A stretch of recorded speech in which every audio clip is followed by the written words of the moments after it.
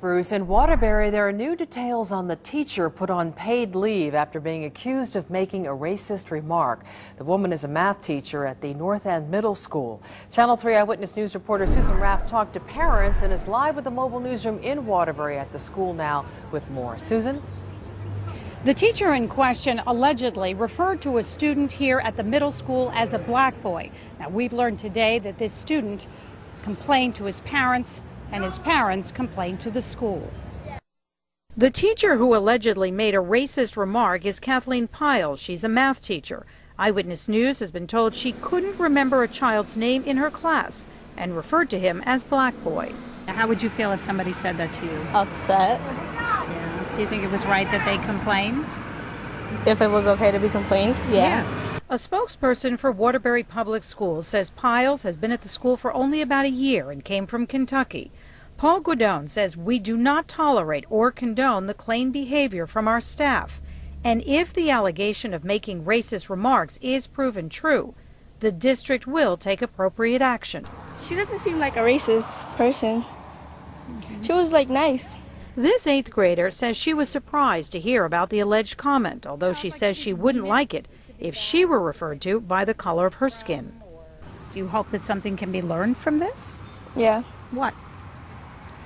I don't know what she said to him, but it's just don't be racist. School officials tell us while they are investigating this alleged remark by this teacher, they're doing something which many may consider proactive.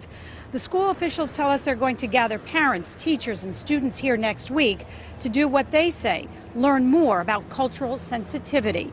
We're live with the mobile newsroom in Waterbury. Susan Raff, Channel 3 Eyewitness News.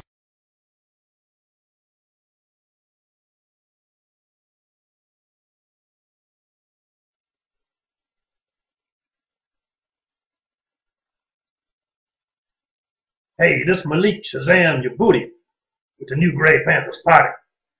And I want to be discussing with y'all the false charges that was brought up against us, voter intimidation charges. Well, back during the last presidential election, my brother King Salik Shalami, he shows up at the polling place. And he got a little overzealous and everything. We just wanted to make sure we had some intelligence. They said there was going to be some white police that wasn't going to let the gray people vote. And so we had to make sure that the gray people was going to get a chance to vote and everything. And my brother, he got caught all up in there with a nightstick and everything. And so the Bush administration brought all these false charges, voter intimidation charges. We wasn't trying to intimidate nobody. We were just trying to make sure that the gray peoples had a chance to vote. So, y'all, you wouldn't never see us with no baseball bat or nothing like that, or no nightstick. We don't do nothing like that. We wouldn't try to be intimidating nobody or nothing like that, So, anyhow, so then false charges was brought up against us. Well, then come January, a new sheriff come in town.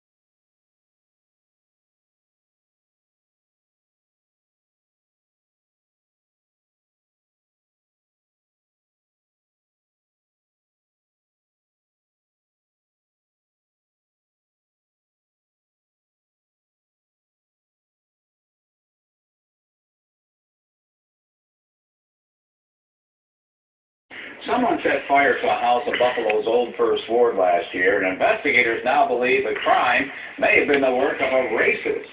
News 4's Ed Grant went back to the neighborhood today where he was surprised to hear what one man had to say.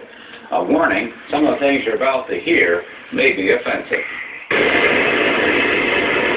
Federal investigators have been looking into this Mackinac Street fire for more than a year. Prosecutors say the house in the Old was intentionally set on fire. So the property owner and the victim was a refugee that had fled oppression and immigrated to the United States in pursuit of the American dream. Now investigators are looking for more evidence to prove race may have been a motivating factor. They're offering a reward to anyone who can help with further information leading to an arrest of the person who burned the house down. The elements of the case indicate that there possibly may be a hate crime motivated incident. We want to get to the bottom of it. I went back to the Buffalo neighborhood to see if residents believe race could have played a role in the crime.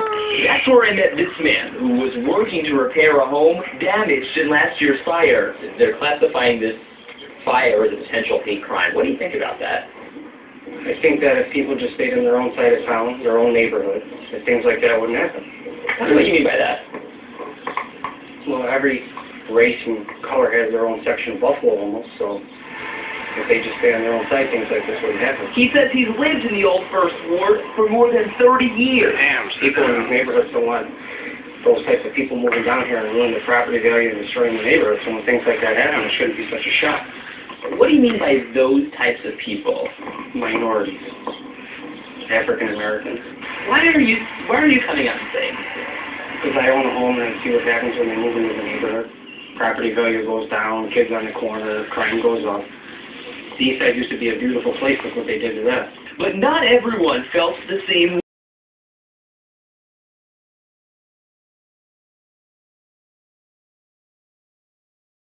So tell me, you lived here for 30-something years. They're classifying this fire as a potential hate crime. What do you think about that? I think that if people just stayed in their own side of town, their own neighborhood, that things like that wouldn't happen.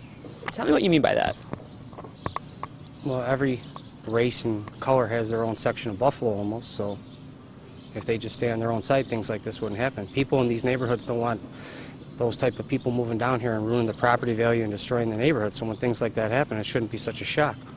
What do you mean by those types of people? Minorities. African Americans.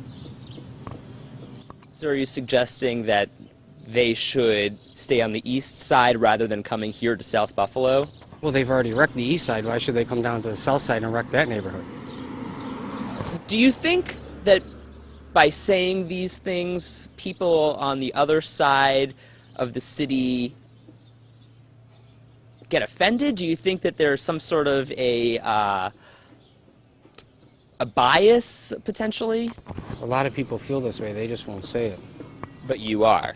Yeah. Why are you coming out and saying these things? Because I own a home and I see what happens when they move into the neighborhood.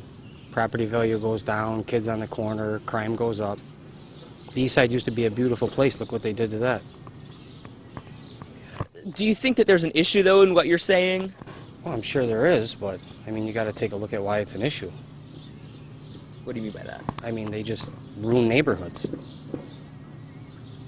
I guess what I'm getting at is that you're generalizing tremendously. These people might have just been here looking for a different way of life, a better way of life. Maybe the people are afraid what, after you let one family in, then more of them come in. You know, that's just how it is around here. All right. Do you think there's anything wrong with what you're saying? I don't feel there's anything wrong with it. A lot of people would feel wrong about it, but I don't.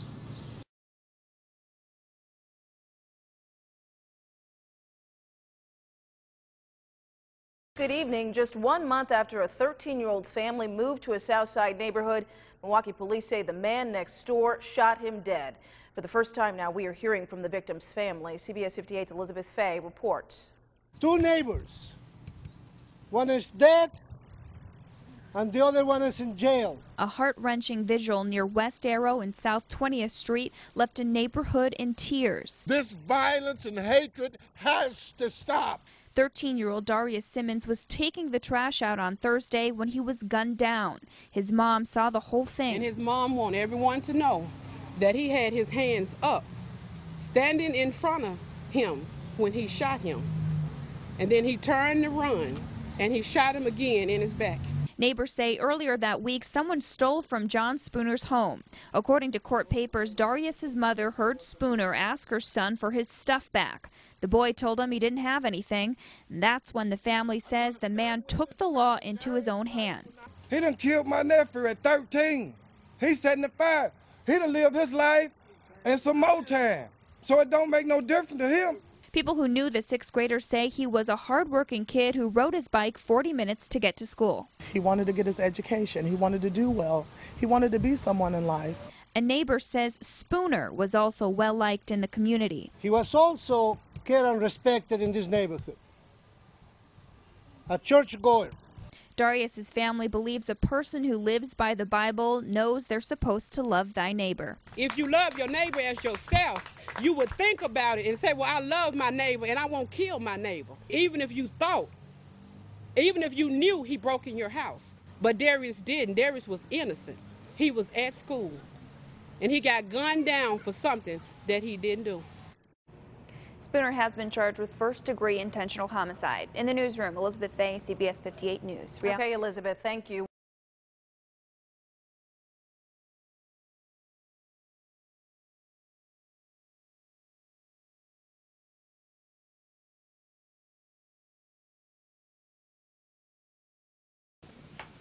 My eyes have seen the glory of the trampling at the zoo. We washed ourselves in niggers' blood and all the mongrels too.